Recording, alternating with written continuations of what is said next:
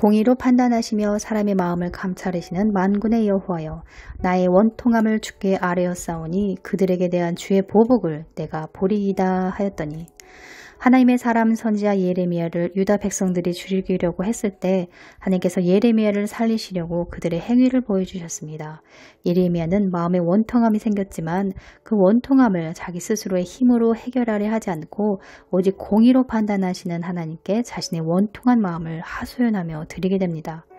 예수님을 믿는 자에게는 핍박이 있습니다. 때로는 오해도 있고 예레미야처럼 억울함을 당하기도 합니다.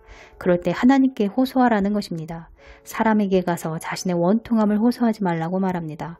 우리는 억울한 일을 당하면 사람 붙잡고 상대방을 비난 판단 정지하기 일쑤입니다. 교회에서도 사람들끼리 모여 서로 수군수군하지 않습니까? 그런 행위를 하지 말라고 하십니다. 그것은 죄 짓는 것이며 비난 판단 정지했을 때 하나님께서 도우실 수 없다고 하십니다.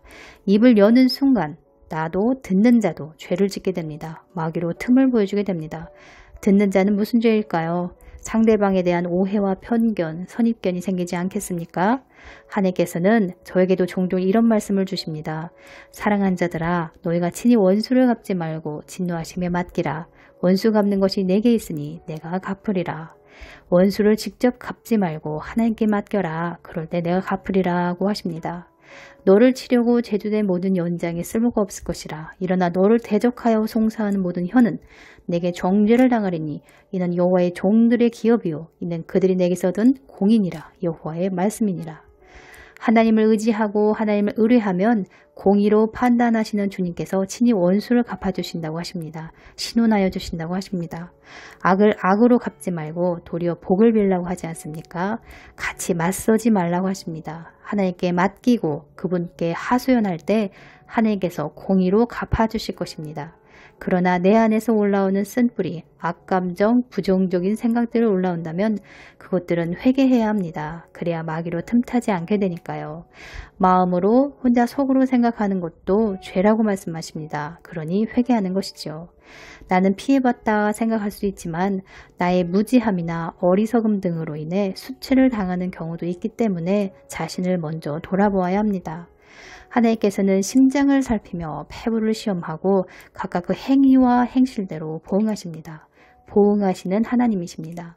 하나님은 자비롭고 은혜롭고 노하기를 더디하고 인자와 진실이 많은 하나님이십니다. 인자를 천대까지 베풀며 악과 과실과 죄를 용서하나 형벌받을 자는 결단코 면제하지 않고 아비의 악을 자여손 3, 4대까지 보응하시는 하나님이십니다. 죄는 면제되지 않고 대가가 따릅니다. 그래서 언젠가 말과 행위로 심었던 죄가 내 삶의 부메랑이 되어 돌아오는 것입니다. 남에게 악한 말로 상처 주면 그 죄가 다시 나에게 돌아옵니다. 그것이 인과율의 법칙입니다. 심은 대로 거두는 하나님의 법입니다. 그러니 악은 모든 모양이라도 버려야겠지요. 하나님을 경외한 자는 악을 멀리하는 자입니다. 사단 마귀가 사람으로 하여금 하나님의 역사를 방해하고 믿지 못하도록 마음을 충동질하는 것이 있는데요. 그 중에 두려움과 의심, 불안과 초조, 안절부절, 염려 등을 통해서 마음을 둔하게 만든다는 것입니다. 저러한 마음들은 마귀가 주는 생각들입니다. 그 생각을 받아들이지 말고 생각이 들어오면 적극적으로 거절하고 회개해야 합니다. 대저 그 마음의 생각이 어떠하면 그 위인도 그러하다는 말씀처럼 마귀가 넣어준 생각이 곧 내 생각이 되기 때문에 회개하는 것입니다. 마귀가 넣어주는 생각은 되게 부정적이고 악하고 음란하지 않습니까? 속이고 거짓말하는 것들입니다. 이러한 생각들로 인해 하나님의 진노가 임하고 그러한 생각들을 품으면서 악을 바라며 사는 것이니 즉시 회개하는 것입니다. 말과 행위로 죄를 지었으면 즉각 회개해야 기도도 막히지 않게 됩니다. 악을 자행하면서도 기도가 잘 된다는 것은 이치에 맞지 않습니다. 죄가 나와 하나님 사이를 내기 때문에 기도가 잘 될 리 없습니다. 응답은 당연히 안 되는 것이고요.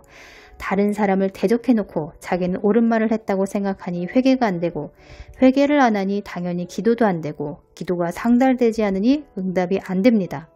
불쑥불쑥 혹은 수시로 불안하고 두려운 마음이 들면 주님께서 나에게 주신 말씀들, 약속의 말씀들을 떠올리며 그 말씀을 굳게 붙잡으면 됩니다.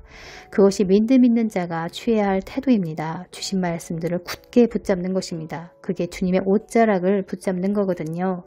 불안했다가도 말씀을 생각하면 혹은 찬양하면 평안해지고 기쁨이 올라오지 않습니까? 소망이 생깁니다. 그것이 믿음의 주요 온전케 하시는 예수님을 바라보는 것입니다. 이런 것도 여러분 훈련되어야 합니다. 어느 날 갑자기 안 돼요. 영적인 준비는 학교 공부처럼 벼락치기로 되지 않습니다. 그러니 대환란이 오기 전에 미리미리 준비해야 합니다. 마지막 때를 준비하려면 훈련이 되어져야 합니다. 준비하지 않은 자들은 시험의 때 두렵고 무섭기 때문에 공포감으로 인해 주님을 배신한다고 하잖아요. 가족, 친척, 친구가 너희를 넘겨준다고 하잖아요. 감옥 가면 짐승의 표를 선택하든 예수님을 선택하든 둘 중 하나를 선택하라고 할 텐데 그 고문을 어떻게 감당하시겠습니까? 평소 주님을 신뢰한 자들, 믿고 따른 자들이 배반하지 않고 온전히 순교할 수 있겠지요. 주님께서 고된 땅이라고 말씀해 주셨는데요. 이런 말씀들을 각자가 받아야 합니다. 그래야 보호받게 됩니다. 순종해서 준비한 자들, 옷을 빨아 성결케 한 자들, 이런 자들이 들림받지 않겠습니까? 허리에 띠를 띠고 등불을 켜고 서 있어라. 허리에 띠를 띠고는 섬김, 순종의 자세를 의미합니다. 등불을 켜고 서 있으라. 내면의 등불, 성령이 꺼져가지 않도록 즉 잠자지 말고 깨어 있으라는 말입니다. 잠자는 영은 등불도 희미하다고 하죠. 꺼져간다고 합니다. 내 삶을 태우지 않는데 어떻게 기름을 준비할 수 있겠습니까? 그래서 교만 왔다 갔다 한 종교인들, 자기 부인이 안 된 자들이 기름을 준비하지 못한 어리석은 처녀가 되는 것입니다. 기름이 준비되지 않았으니 등불이 꺼져가는 것이죠. 주님 오실 날이 다가오는데 당신은 기름이 준비되고 있으십니까? 기름을 준비한 지혜롭고 슬기로운 처녀로 발견되는 은혜가 있기를 축복합니다. 감사합니다.